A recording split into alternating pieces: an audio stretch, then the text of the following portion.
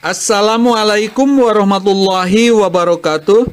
Selamat berjumpa kembali. Semoga kawan-kawan tetap sehat dan dimudahkan dalam segala urusannya.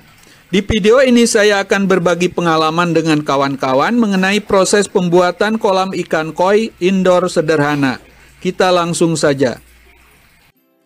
Langkah pertama tentu saja menggali tanah seperti ini dan memasang pondasi.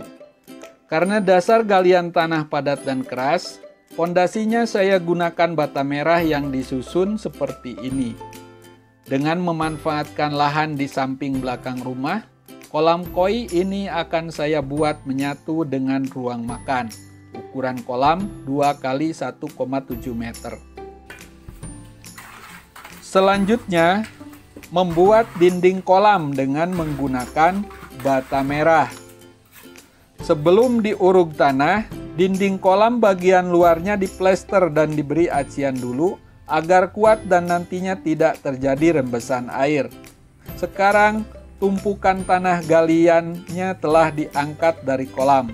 Bak filternya pun sudah dibuat dan dipasangi pipa. Yang belum terpasang, pipa ini. Ini pipa untuk bottom drain. Ukurannya 3 inci karena kapasitas output pompa yang akan saya gunakan 5.800 liter per jam. Pada lubang bottom drain, saya lengkapi pipa aerasi dengan menempelkan T-drat dalam 1/2 inci pada elbow bottom drain yang dilubangi dengan bor terlebih dulu. Nantinya, lubang pipa bottom drain ini akan dipasang di tengah dasar kolam utama, seperti ini. Dengan mengarah ke bak filter pertama. Pipa aerasinya mengarah ke bak filter keempat atau ke ruang pompa. Pipa bottom drainnya sudah ditanam. Untuk menghemat biaya, lantai dasar kolamnya tidak dicor tapi menggunakan bata merah yang dipasang terhampar seperti ini. Pasangan besi ini akan digunakan untuk membuat bak air terjun yang menggantung di antara dua pilar. Dan ini pipa paralon untuk menyalurkan air dari pompa ke bak air terjun ini. Di dinding belakang kolamnya, saya buat semacam frame dengan menempelkan bata merah seperti ini.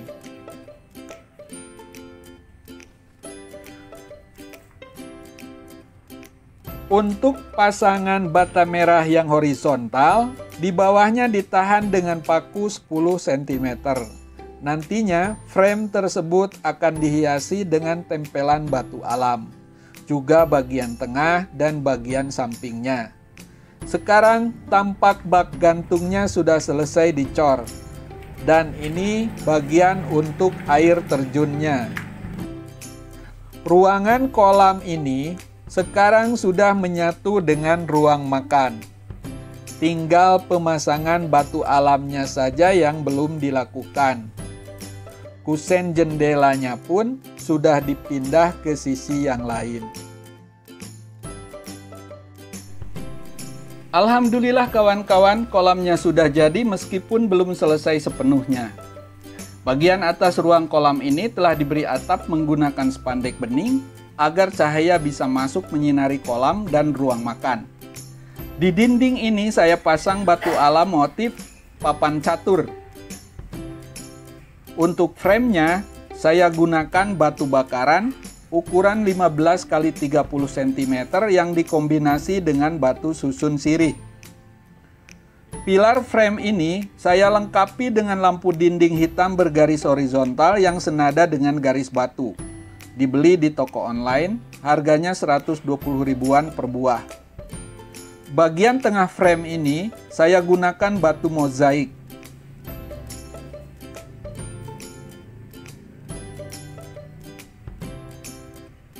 Ini keran untuk mengisi air kolam.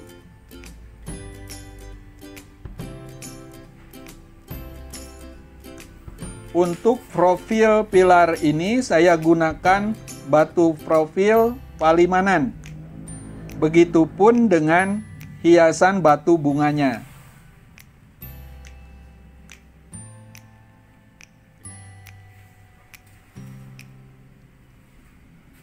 Untuk media air terjunnya, saya gunakan batu bakaran dengan lebar 25 cm. Kolam koi ini berkedalaman 70 cm. Di setiap sudutnya, saya buat melengkung agar tidak ada celah atau rengat rambut yang sering muncul di pertemuan dua dinding plesteran. Dan ini pipa skimmer ukuran 2 inci yang akan menyedot kotoran mengambang di permukaan air. Di bawah lantai kolam, pipa skimmer ini mengarah ke bak filter pertama.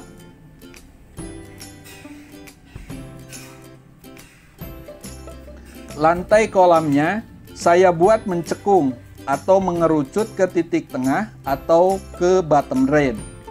Di setiap sisi lantainya, saya buat lebih tinggi 10 cm dari bottom drain, agar kotoran di dasar kolam bisa bergerak menurun ke bottom drain sesuai gaya gravitasi.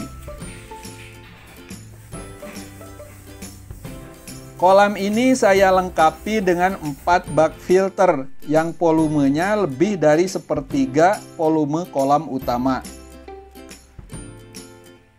Bak filter pertama berfungsi sebagai bak filter mekanis, yang kedua sebagai bak filter biologis, yang ketiga sebagai bak filter kimiawi, dan yang keempat sebagai bak filter lampu ultraviolet serta ruang penyimpanan pompa. Di bak filter pertama ini, air dari kolam utama akan keluar dari pipa bottom drain di bawah itu. Jadi, bak filter ini dan 2 bak filter lainnya saya buat lebih rendah 20 cm dari lantai kolam utama.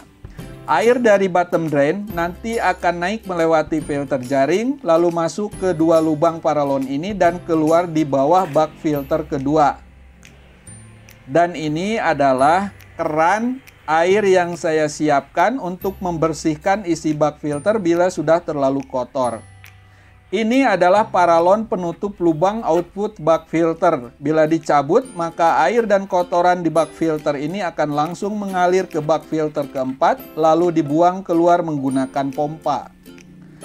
Sama halnya dengan bak filter pertama, di bak filter kedua, air masuk dari bawah, lalu naik ke atas melewati filter dan mengalir ke bak filter ketiga melalui 2 lubang paralon ini.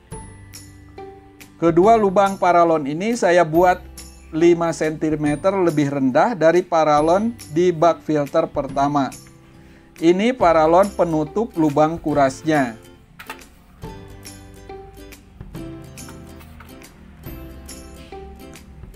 Di bak filter ketiga, sistemnya sama dengan bak filter pertama dan kedua. Ini bak filter keempat sebagai ruang pompa dan lampu ultraviolet. Di sudut bawah itu lubang paralon yang mengalirkan air yang dikuras dari 3 bak filter lainnya. Jadi dasar bak filter keempat ini dibuat lebih rendah 15 cm dari 3 bak filter lainnya. Setelah acian kolam kering, langkah berikutnya yang saya lakukan, pengecatan menggunakan Damdex warna. Di toko online, Damdex warna 0,8 kg ini dijual 40 ribuan. Di dalam kalengnya terdapat 1 bungkus semen 400 gram dan cairan Damdex-nya.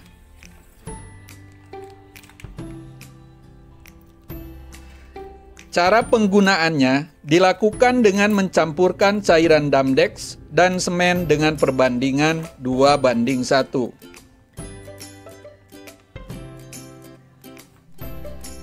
Karena akan digunakan semuanya, maka saya campurkan semuanya sedikit demi sedikit sambil diaduk.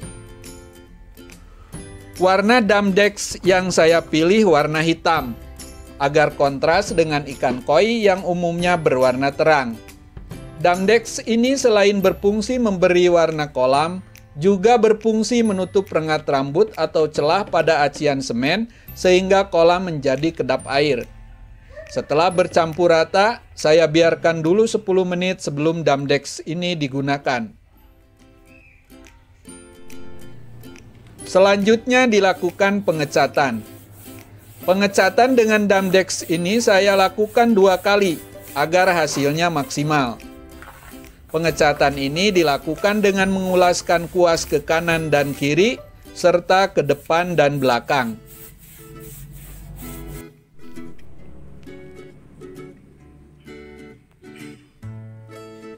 Beginilah kawan-kawan hasil pengecatannya.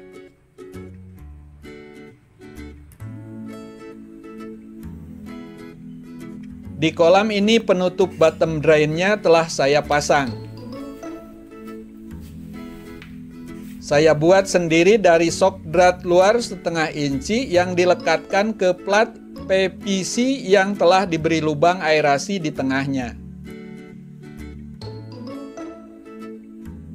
Jadi, air kolam ini nanti tersedot ke bak filter pertama melalui bagian bawah tutup bottom drain ini.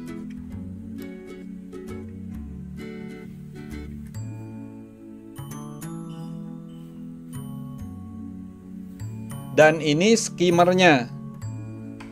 Saya beli skimmer murah dari toko online yang dipasang seperti ini.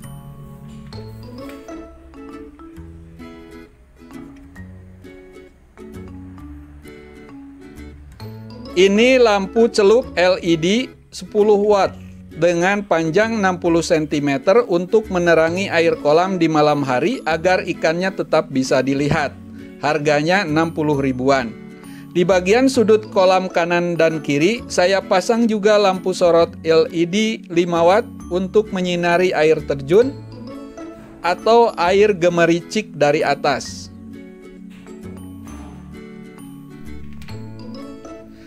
Setelah Damdex-nya benar-benar kering, sebelum kolamnya diisi air, saya lakukan dulu penggosokan dinding dan lantainya dengan batang pohon pisang. Ini dipercaya dapat mempercepat hilangnya bau semen dan zat-zat kimia lainnya yang akan berbahaya bagi ikan.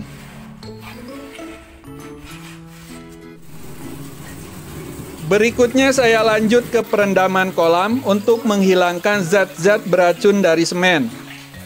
Di tahap ini saya belum mengisi bak filter dengan media apapun. Setelah airnya dirasa penuh, saya tandai batas airnya untuk mengecek ada tidaknya kebocoran. Alhamdulillah, setelah 1 malam dicek kembali, ternyata hanya turun beberapa milimeter saja dan itu normal. Setelah kolam diisi air dan dikuras 3 kali selama 3 minggu, selanjutnya saya pasang berbagai media di bak filternya.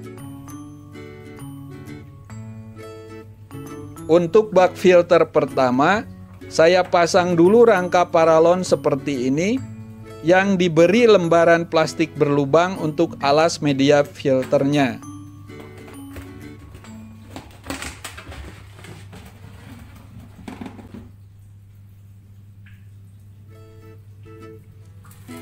Media yang saya gunakan di bak filter mekanis ini adalah jaring nelayan bekas.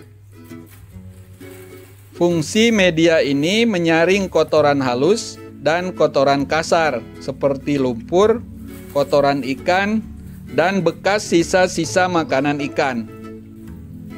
Jaringnya sengaja tidak dikantongi.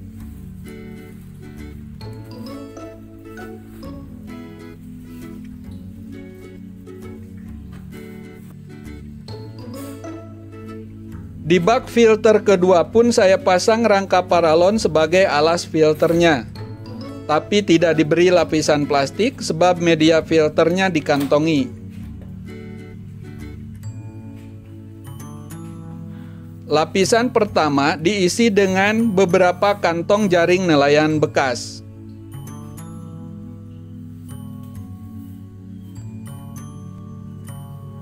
Untuk celah-celah di antara paralon, diisi dengan jaring nelayan bekas yang tidak dikantongi. Selanjutnya diisi dengan beberapa kantong batu apung. Batu apung ini diharapkan bisa menjadi rumah bakteri pengurai yang akan mengubah amoniak menjadi nitrat, lalu menjadi nitrit, sehingga air menjadi aman untuk ikan sebab terhindar dari zat-zat beracun. Jadi bak filter kedua ini saya fungsikan sebagai bak filter biologis. Di bak filter ketiga pun demikian. Saya beri alas dulu dari rangka paralon. Selanjutnya saya pasang kembali jaring nelayan bekas di lapisan pertama sebagai alasnya.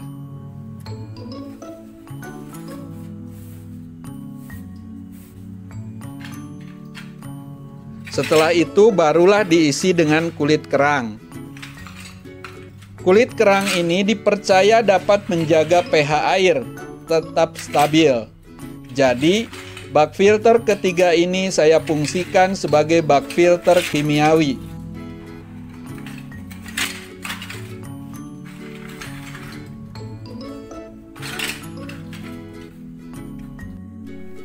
Ini penampakan bak filter keempat. Bak filter ini berfungsi sebagai ruang penyimpanan pompa dan lampu ultraviolet atau lampu UV. Semua sambungan paralon di bak filter ini bisa dibongkar pasang karena tidak dilem. Pompa yang saya gunakan pompa Topka JTP 5800 dengan daya listrik 38 watt. Air dari pompa ini bisa dialirkan ke 3 arah. Stop kran ini bila dibuka akan mengalirkan air dari pompa ke bak air terjun. Stop kran kedua bila dibuka akan mengalirkan air ke pipa yang melintang di atas dan akan keluar sebagai air gemericik yang jatuh ke bak air terjun. Stop kran ketiga ini bila dibuka akan menguras air di bak filter keluar. Ini Venturi injektor sebagai aerasi yang menyuplai oksigen terlarut ke dalam kolam utama yang akan keluar melalui tutup bottom drain. Lampu UV-nya saya gantung di pipa itu. Lampu ini berfungsi membunuh bakteri, virus, dan jamur yang akan berbahaya bagi ikan. Saya coba nyalakan. Ini adalah keran pelampung yang akan menyuplai air secara otomatis bila ada penurunan volume air kolam. Dan ini pipa output bak air terjun. Selanjutnya saya tutup keempat bak filter ini dengan menggunakan decking kayu bengkirai yang dibeli dari toko online. Bisa dipasang permukaan licin atau permukaan bergerigi yang di atas. Tebal kayu 1 cm. Saya beli yang panjangnya 80 cm. Saat dibeli, kayu ini hanya tinggal dipelitur dan dipotong sesuai dengan lebar bak filter. Harga per batang 20 ribuan ke atas.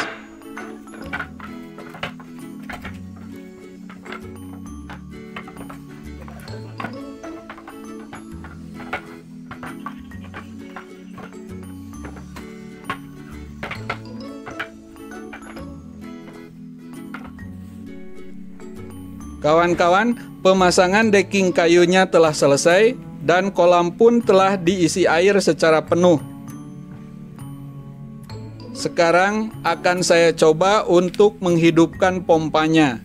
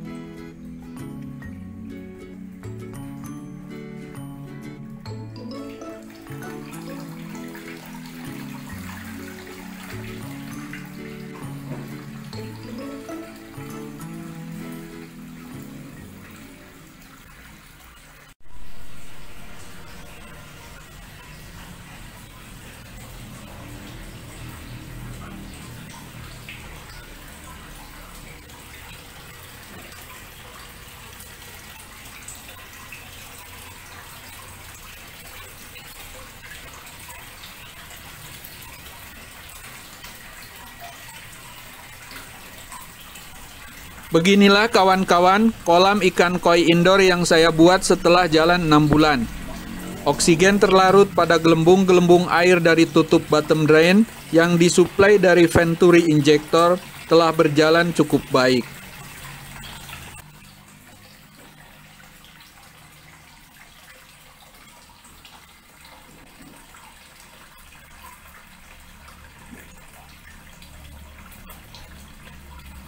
pH airnya pun cukup baik, berada di angka 7,4.